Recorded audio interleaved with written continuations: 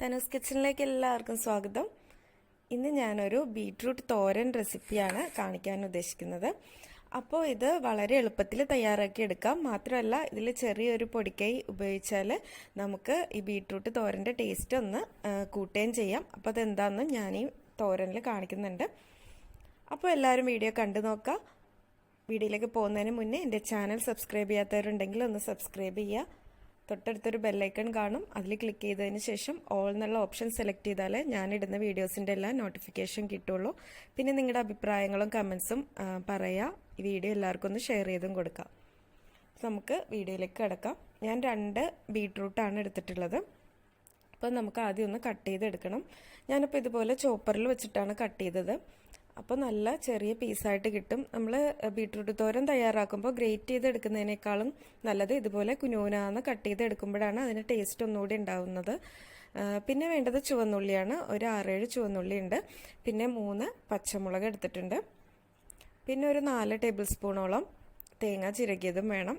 പിന്നെ ഉള്ളിയും പച്ചമുളകും ഞാൻ ഇതുപോലെ കല്ലിൽ വെച്ചിട്ടാണ് ചതച്ചെടുക്കുന്നത്. എളുപ്പത്തിൽ വേണമെന്നുണ്ടെങ്കിൽ മിക്സിയുടെ ജാറിലിട്ട് ഒന്ന് ചതച്ചെടുത്താലും മതി, അല്ലെങ്കിൽ അത് അരിഞ്ഞെടുത്താലും മതി.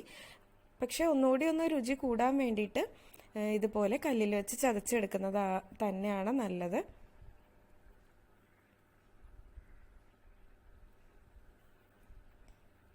പച്ചമുളകും ഒന്ന് ചതച്ചെടുക്കാം. അപ്പോൾ അതാ ഇതുപോലെ ഉള്ളിയും പച്ചമുളകും നന്നായിട്ട് ചതച്ച് വെച്ചിട്ടുണ്ട്. ഇനി ഒരു ബൗളിലേക്ക് നമ്മൾ കട്ട് ചെയ്ത് വെച്ചിട്ടുള്ള ബീട്രൂട്ട് ഇട്ട് കൊടുക്കാം. അതുപോലെ ചതച്ച് വെച്ചിട്ടുള്ള ഉള്ളിയും പച്ചമുളകും പിന്നെ തേങ്ങയും ചേർത്ത് കൊടുക്കാം. പിന്നെ 1 ടീസ്പൂൺ മഞ്ഞൾപ്പൊടി ചേർത്തിട്ടുണ്ട്. ആവശ്യത്തിന് ഉപ്പ്. അത്രയും ചേർത്ത് കൈ കൊണ്ട് തന്നെ നന്നായിട്ട് ഇതൊന്ന് തിരുമ്മി യോജിപ്പിക്കാം. അപ്പോൾ ഇങ്ങനെ ചെയ്താൽ നമ്മൾ സാധാരണ ബീട്രൂട്ട് തോരനൊക്കെ തയ്യാറാക്കുന്നതിനേക്കാളും കുറച്ചുകൂടി നല്ല ടേസ്റ്റ് ആയിരിക്കും. ഈ ബീട്രൂട്ട് കഴിക്കാത്ത ആളുകൾ വരെ ഈ രീതിയിലൊന്ന് തയ്യാറാക്കിയാൽ അത് കഴിച്ചു പോകും. അപ്പോൾ നിങ്ങൾ ഇങ്ങനെ ഒന്ന് ചെയ്ത് നോക്കണം ഈ റെസിപ്പി.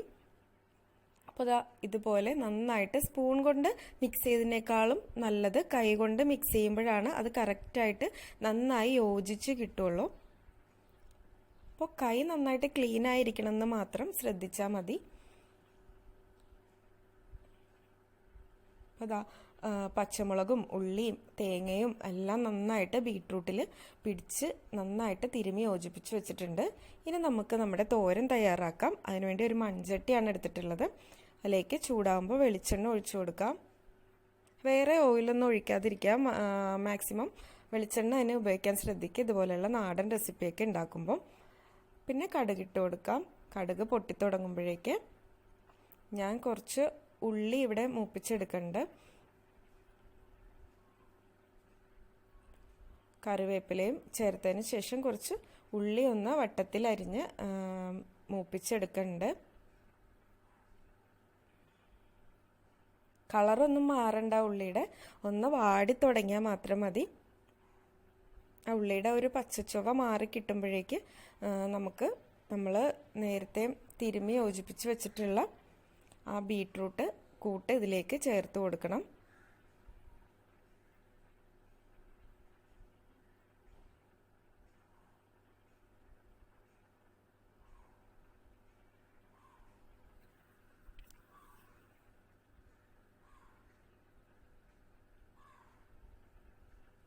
അപ്പോൾ ബീട്രൂട്ട് എല്ലാം ഇട്ട് കൊടുത്തിട്ടുണ്ട്.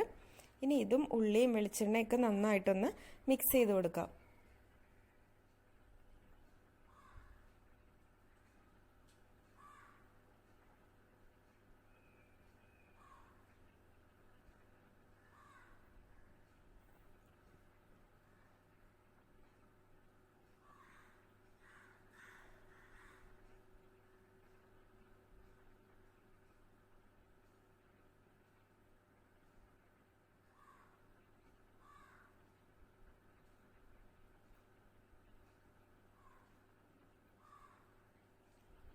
ഇതുപോലെ നന്നായി മിക്സ് ചെയ്തതിന് ശേഷം ഇതൊന്ന് അടച്ചു വെച്ച് ചെറിയ തീയിലൊന്ന് ആവി കയറ്റി എടുക്കണം.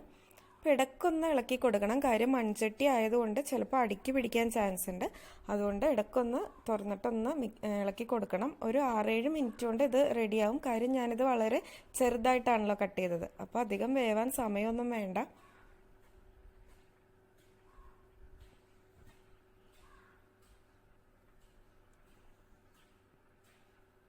അപ്പോൾ ഇതാ നമ്മുടെ ബീട്രൂട്ട് തോരൻ ഇവിടെ റെഡിയായി കഴിഞ്ഞു. എല്ലാവരും ഈ രീതിയിലൊന്ന് തയ്യാറാക്കി നോക്കണം. എന്നിട്ട് അഭിപ്രായം എല്ലാം പറയാം. വീണ്ടും നമുക്ക് പുതിയൊരു വീഡിയോ ഒക്കെ ആയിട്ട് കണ്ടുമുട്ടാം. താങ്ക്